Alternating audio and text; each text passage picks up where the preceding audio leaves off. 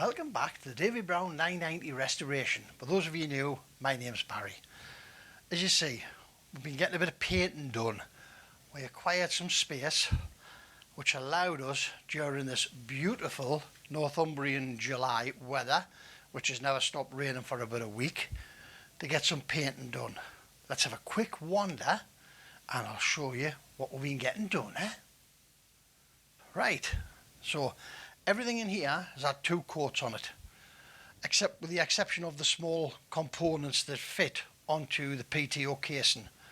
The reason for that is everything else in here is going to get painted again once the tractor is assembled. This is just to get to the hard to reach pieces that we have, go out and get at them now. So down here we've got a PTO cover. That was quite heavy. In fact, that was quite heavy. You would think it'll be a lot heavier than it really is, but in actual fact, that casting is probably heavier than that PTO. But I decided to leave it on the floor anyway. So, got a steering column, all been refurbished, new bearings top and bottom, recirculating nut done. Light's not the best in here, but we've just got to put up with it, haven't we? 2 final drive castings. So hopefully what I need to look at now is the final drive shafts. There is some wear on those and I need to have a look and see if we can maybe get them brazed up. I don't think turning them down is the answer, because I think they'll become too small and they'll leak anyway, but we'll have a look at them. And we've got here, got all our components off the side of the PTO casing. As I say, the reason why these got done is because in here, this is the inside, in here, and these pieces would be hard to get at once we had done the assembly.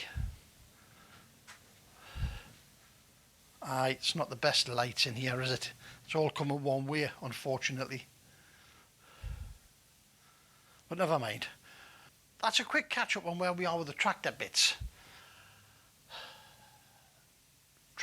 The main tractor back home is all back together, coolant in, alternator on. I'll show you all this in a separate video, ready for the start, which will get done in the next couple of days. I'm waiting for a battery to charge up. Once we get the battery charged up, we will then get it on the tractor and I'll talk you through all the bits that we've done and we will get it fired up again. The real reason for this video today is Saturday. We were at Ackleton because there was another auction, an implements auction on there, and I bought this, 55 quid, plus the usual buyer's premium and VAT. I think it ended up with 72 quid. Right, let's get this unmasked and see what we've got, Sorry about the lighting here, guys. There's only one big floodlight here. I could have really been done being up there coming down rather than shining in my face. But it is what it is, isn't it? Right, let's get the covers off here. Let's have a look at this. Right, we've got here a Shamal compressor, 100 litre tank. Not quite sure about the cubic footage, but it'll be fairly large. I think it's about 12 or 14 cubic feet this puts out. I've got some documentation at home for it. We'll have a look. First things first, I have stripped off the gauges already and the air connection fittings, because as you can see, the gauges have seen better days. They're all shot. So I've ordered 150mm, 163mm at the relative PSIs. So let's plug this in and see if it's working, Let's have a look.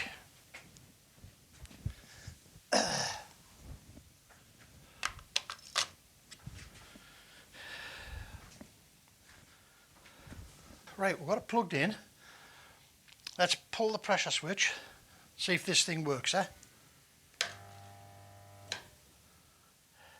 No, which is not surprising considering we bought it at a Mart. However, if you can hear, you'll hear the motor. The motor is trying to start. So let's see if we can diagnose the problem here. Motor's trying to start, but it won't rotate. Worst case scenario, the pump seized up. Right, and you couldn't get at this at the Mart to have a look and see if it would rotate. But anyway, worst case scenario, the pump seized up. Next case is motor shot to shit. But the motor's trying, but it could still have a fault in a winding that's causing the problem. Third case scenario is the capacitor's gone. Right? Not such a big deal, but if the capacitor's gone, we can get a new one. So, let me get the guard off, let me see what's going on in behind here. You remove the guard by taking the 4 plugs out here. Where's me multi-grips? There they are, hiding. Right, so first, I'm going to take the guard off, quarter twist these little plastic plugs, pull them out. Hopefully this compressor will get it running, and then we'll have a bigger compressor for to help us with the sandblaster, wouldn't we? Right, now we're going to spin this again, but I'm going to flick the wheel this time to see if that'll help it. Look, you see there, right, the pump's not seized, is it? That's a good thing for a start off. The pump's not seized. So let's switch it on, give it a spin, see what happens.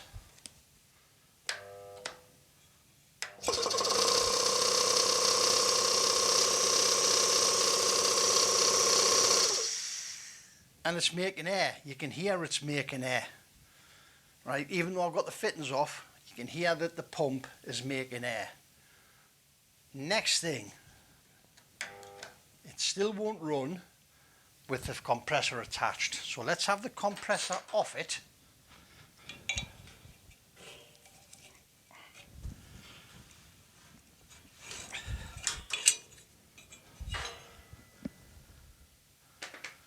Let's see what happens now.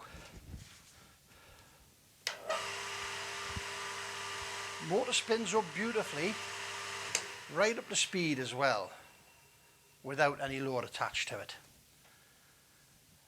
That tells me the capacitor's gone, right? There's nothing wrong with the motor, nothing wrong with the compressor, it's making air. It now has to be the capacitor. Let's have the capacitor out and let's have it tested. Remember though, capacitors store electricity. We have to discharge that electricity before we touch anything metal on that capacitor. The capacitor is a 50 microfarads, 450 volt. It'll give you a bit of a belt if you touch it in the wrong place. First thing we're going to do is get it unplugged. We're going to whip the top off the connection box here. We're going to earth out the capacitor, and then we're going to disconnect it and we're going to test it. Okay, let's get the plug out.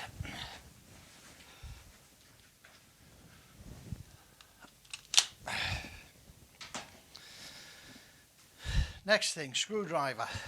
Okay, let's have the junction box off the top of here.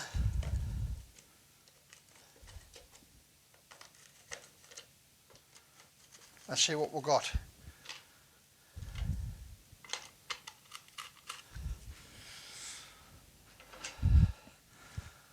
There's our capacitor.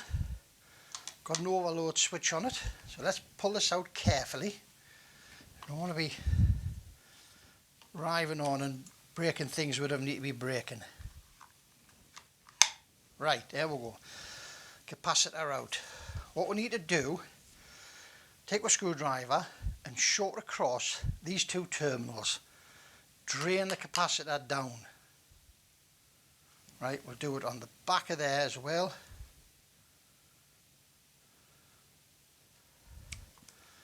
make sure that it's completely and utterly drained. Right, make a note of your wiring. Grey, which is coming from the motor windings, which is the primary winding. Red and live are connected, and it doesn't matter which side they go to, but the red and live connected together, and the grey is on the opposite side of the capacitor. This is 50 microfarads, 450 volt, I think that's start up, and a 400 volt run, because this is a start up and run capacitor. Two sets of numbers on here, 25, 070, 21. This is temperature range and humidity that this capacitor can stand. So it can start from minus 25 to plus 70, and it could be for 21 days in a really damp, moist, warm environment before it sees any significant damage. But let's get it tested. We'll get it down here. Let's get it tested. See what's going on, eh? Right, here we go. We're going to test this capacitor, see if the capacitor's working now. As you can see from my multimeter, I've got this set on 200,000 ohms, and the gauge is reading 1. If I touch it together, right, it drops to 0. What I'm going to do, I'm going to touch it across these terminals on this capacitor. If this capacitor is working properly, that gauge should start to read down as the capacitor draws power from my 9-volt battery internally. Right, let's put on here, let's have a look. Go across the terminals.